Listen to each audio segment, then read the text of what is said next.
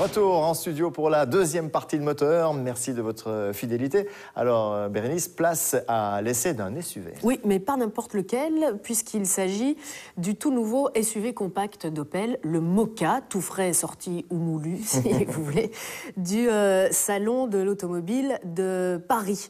Et Benoît Galland n'a pas hésité à l'emmener carrément sur les routes du rallye du Condro.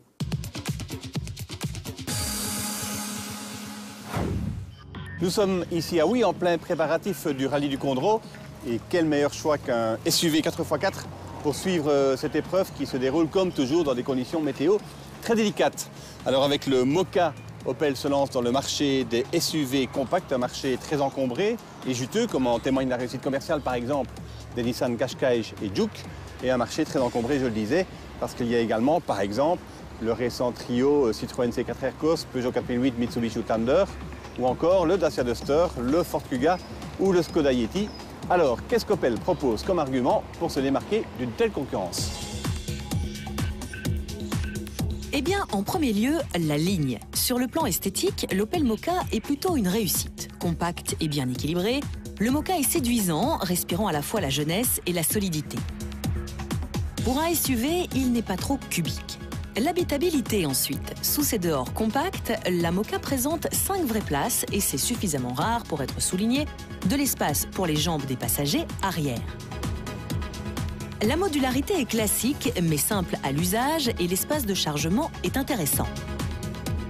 L'habitacle est lui soigné, surtout dans cette finition Cosmo. La position de conduite est haute comme dans tout SUV.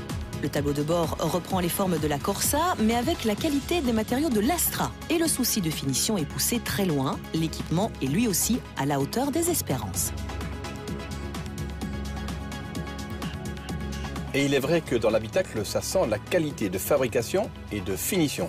Et dans cette version Cosmo, le niveau d'équipement est largement supérieur à la moyenne. Mais que vaut le Mokka sur la route? C'est ce que nous avons voulu savoir avec cette version 1400 essence, turbo, 140 chevaux et 4 roues motrices.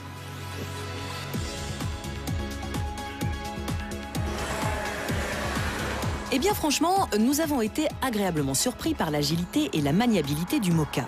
Un vrai comportement de berline dynamique et le tout dans un excellent niveau de confort. Malgré la hauteur du SUV, Opel a parfaitement maîtrisé le roulis et le Mokka vire bien à plat.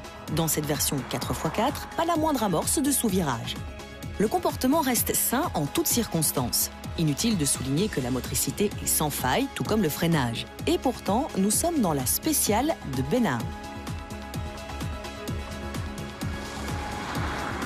Le Mokka ne rechigne pas à emprunter les chemins de terre avec une garde au sol suffisante pour ne pas rencontrer de difficultés particulières. Rayon mécanique, le 1400 turbo est vaillant, mais a quand même un tout petit peu de mal à emmener la masse du Mokka dans les bas régimes. Il est nécessaire de jouer avec la boîte manuelle à 6 rapports. Du coup, si on veut profiter du potentiel de la voiture, la consommation grimpe vite aux alentours des 10 litres. Mais rassurez-vous, il existe également une version diesel CDTI de 130 chevaux, disponible en 2 ou 4 roues motrices, au contraire de cette version 1400 turbo uniquement 4x4.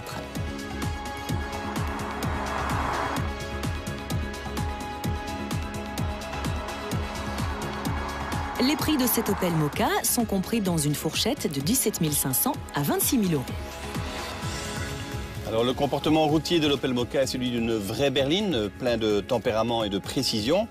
Et puis le confort n'est pas oublié. L'Opel Mokka cache une habitabilité de berline identique à celle de l'Astra.